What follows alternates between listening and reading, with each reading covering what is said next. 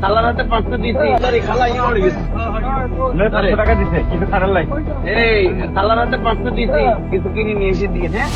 এই খালার হাতে 500 টাকা দিয়েছি, এবার দাঁড়িপাল্লায় ভোট দিবেন। বৃদ্ধ মহিলা ভোটারকে টাকা দিয়ে একজনকে এমন নির্দেশ দিতে শোনা যায় জামায়াত মনোনীত প্রার্থী ডক্টর রেজাউল করিমকে। ত্রয়োদশ জাতীয় সংসদ নির্বাচন সামনে রেখে লক্ষ্মীপুর ৩ আসনে নির্বাচনী গণসংযোগের সময় অর্থ লেনদেনের একটি ভিডিও সামাজিক যোগাযোগ মাধ্যমে ছড়িয়ে পড়ে। ভিডিওটি প্রকাশের পর বিষয়টি নিয়ে রাজনৈতিক অঙ্গনে শুরু হয়েছে ব্যাপক আলোচনা ও সমালোচনা। টাকা দেওয়ার বিষয়টি স্বীকার করে রেজাউল করিম জানান, ওই বৃদ্ধ মহিলা তার কাছে সহযোগিতা চেয়েছিলেন, তাই সহায়তা করেছেন তিনি। তবে টাকা দিয়ে ভোট কেনার বিষয়টি অস্বীকার করেন জামায়াতে ইসলামীর এই নেতা।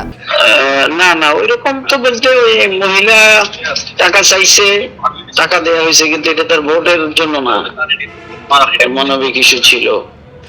আমি হয়তো আমরা মানবিক জায়গা থেকে হয়তো তারে হেল্প করছে, এই আর কি।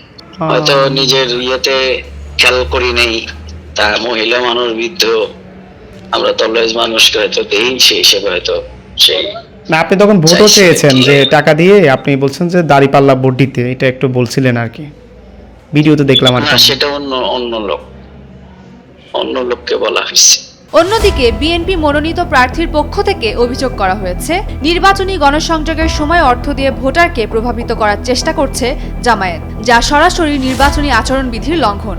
এ ঘটনায় রিটার্নিং কর্মকর্তার হস্তক্ষেপ দাবি করেছেন তারা। আমি মনে করি এটা নির্বাচন আচরণবিধি লঙ্ঘন, এবং নির্বাচন আচরণবিধি যেন লঙ্ঘিত না হয় এজন্য রিটার্নিং অফিসার আছেন, এজন্য আপনার দায়িত্ববান ম্যাজিস্ট্রেট আছেন, এবং বিচার বিভাগীয় টিম আছেন, এবং নির্বাচন কমিশন আছে।